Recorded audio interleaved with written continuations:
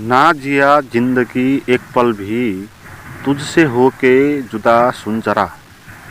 बिन तेरे मुझसे नाराज था दिल, तू मिला है तो कह रहा। मैं तो तेरे रंग में रंग चुका हूँ, बस तेरा बन चुका हूँ। मेरा मुझ में कुछ नहीं, सब तेरा।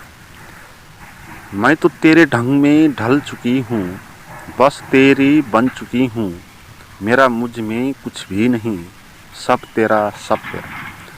फिर दिल के रास्ते पे तेरी आहट जो हुई, हर धड़कन जश्न में है ये इनायत जो हुई।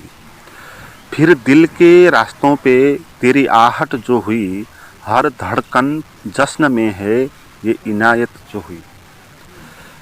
मैं तो तुझे मिलके जी उठी हूँ, तेरी धड़कन में छुपी हूँ।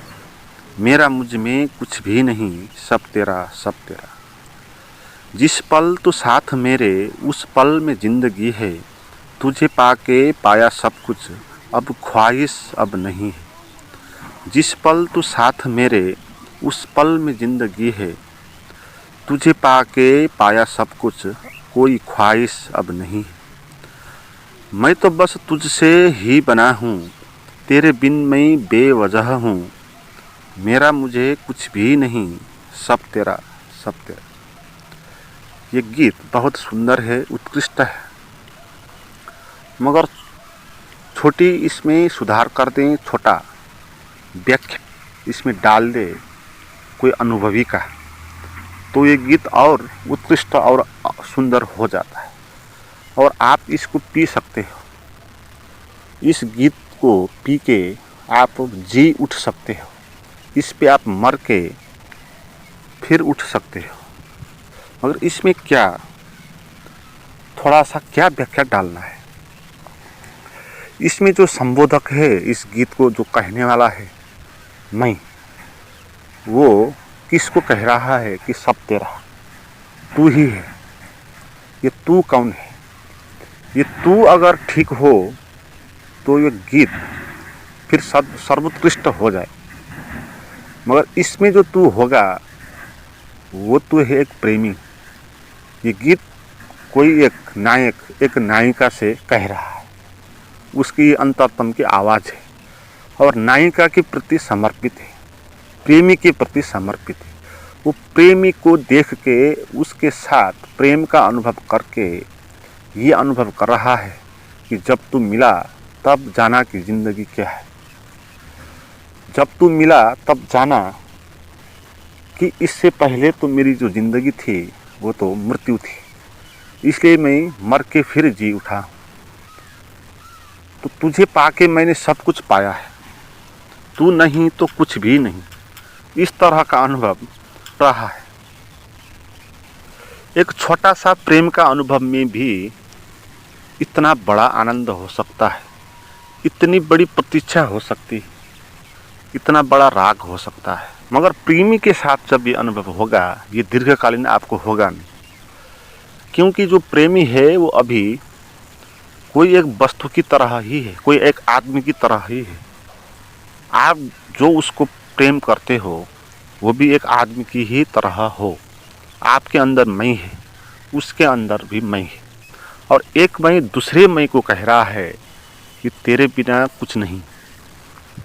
मगर ये मैं से कह रहा है तो ये श्रेष्ठ बात नहीं, ये शिखर की बात नहीं।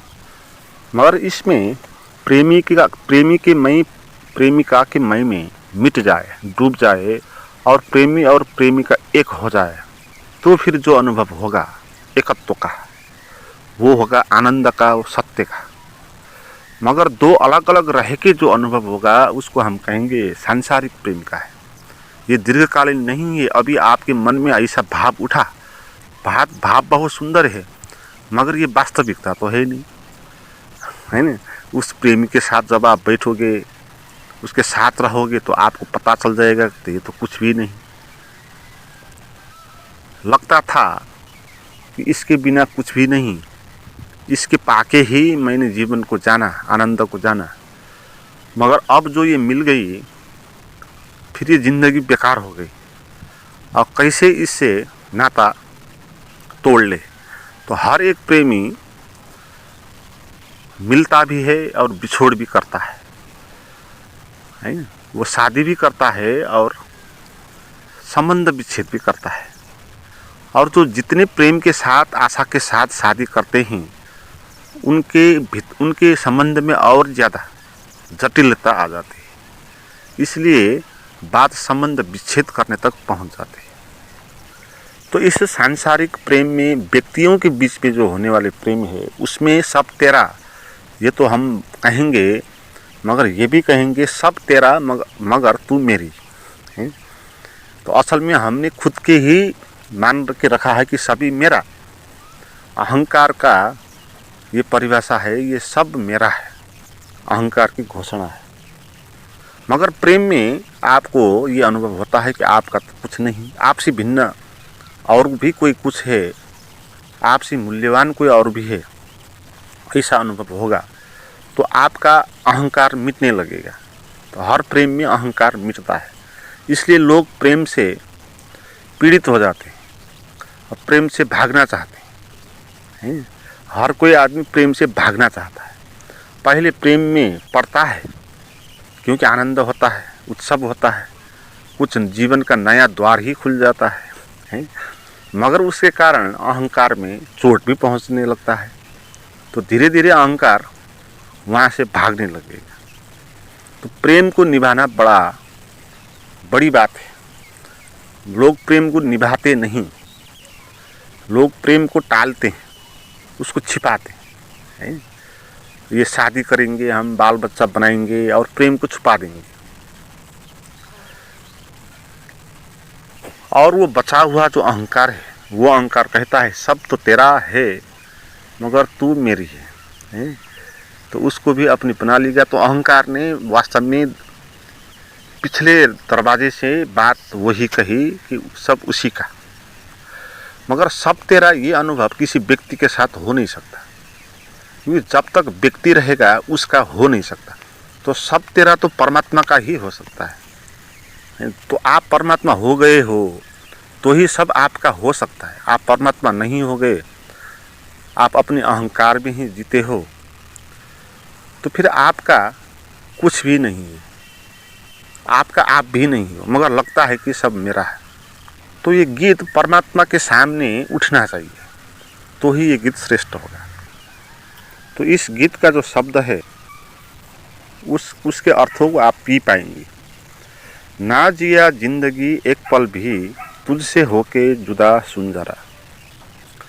हम परमात्मा के साथ एक होते हैं, जुड़े हुए होते हैं, इसलिए एक पल भी हम ऐसे जीते नहीं जैसे कि हम अलग हैं। ये अनुभव आपको प्रेम में होता है। मगर जिसको ये अनुभव नहीं होता, जो भूल जाते हैं इस बात को, मगर सच तो यही है, सच यही है, एक पल भी हम अलग होते नहीं परमात्मा से, हम उसके साथ जुड़े हुए होते।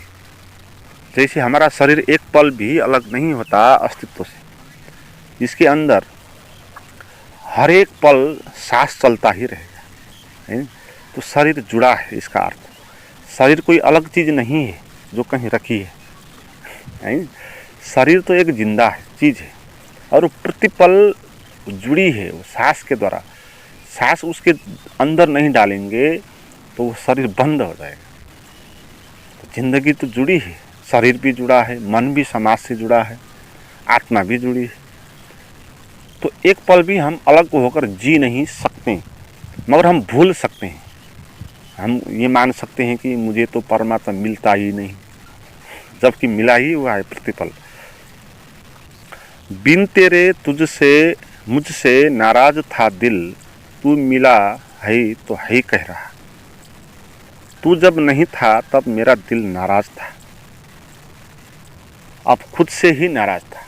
निगेटिविटी थी, ना था जीवन में। तू मिला है तो है कह रहा, अब तू मिल गया तो अब पॉजिटिविटी आ गई, श्रद्धा आ गई, है कह रहा। जब तक आपको अपना स्वभाव, अपना धर्म, अपनी आत्मा का अनुभव नहीं होता है, तब तक आपके जीवन में हाँ नहीं हो सकता। परमात्मा नहीं तो हाँ कैसे होगा? अगर परमात्मा है तो ही हाँ हो सकता है।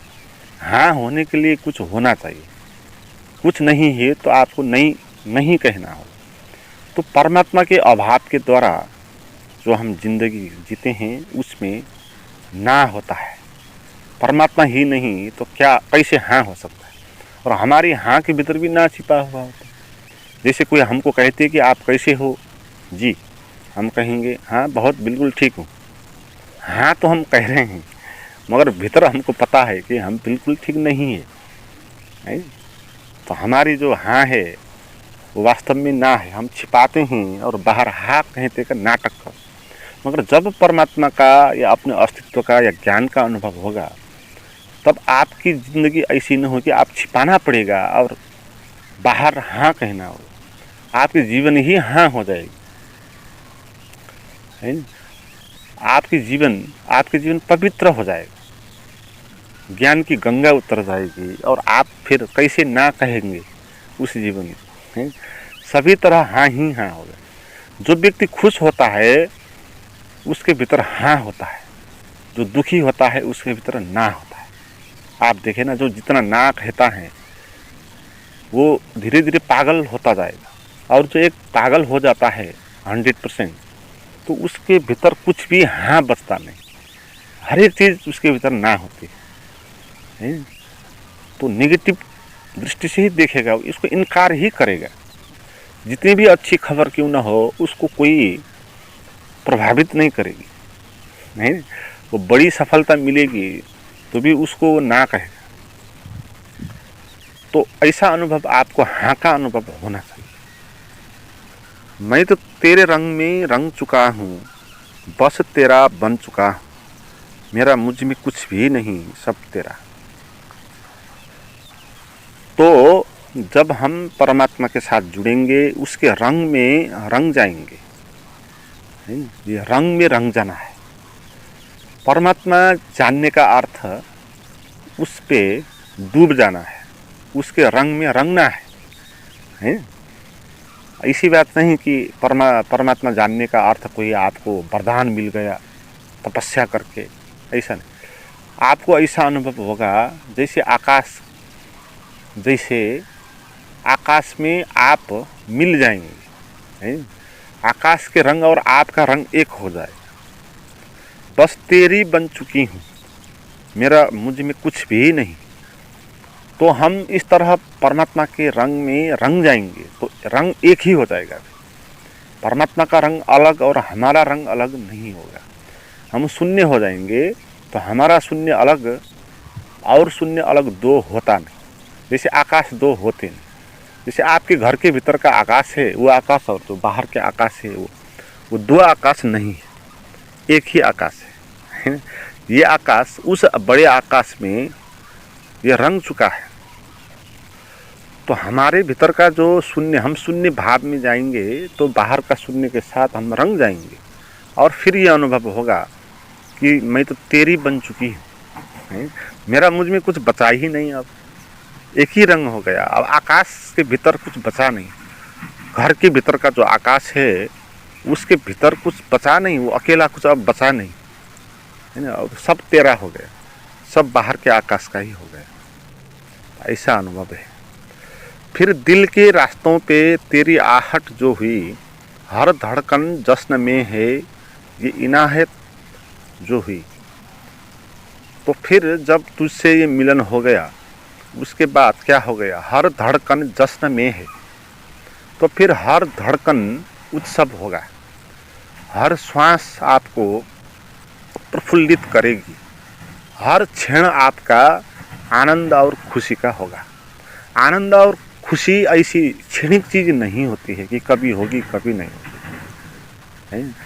जब तक धड़कन जैसे चलता रहता है लगातार, रुकता नहीं, हवा सांस जैसी चलती रहती है, रुकती नहीं, तो ऐसे ये जश्न, ये आनंद, ये उत्सव भी रुकेगा नहीं, ये भी प्रतिपल होता रहेगा। और रंग में रंग जाएंगे तो ये महारास चलता ही रहेगा। मैं तो तुझे मिलके जी उठी हूँ, तेरी धड़कन में छिपी हूँ, मेरा कुछ भी नहीं सब तेरा सब तेरा। फिर ऐसा भी अनुभव होगा कि आप जी उठे हो, आप मरे और उसके बाद आप जी उठे। आपका अहंकार जो मर गया, जब अहंकार मर गया आपकी मृत्यु हो जाएगी। एक तरह आप जैसे जीवन जीते हो अभी, ये पूरा जीवन ही समाप्त हो जाएगा और आपको एक दूसरा ही जीवन मिलेगा। वो जीवन आपका शाश्वत जीवन होगा। तो उससे पहले जो जीवन था, वो घर के भीतर का जो आकाश है उसका जीवन जो था, तो आकाश जिस जानेगा बाहर का आकाश और मैं एक ही हूँ, तो फिर वो फिर से जी उठेगा। अभी तो वो मर रहा है।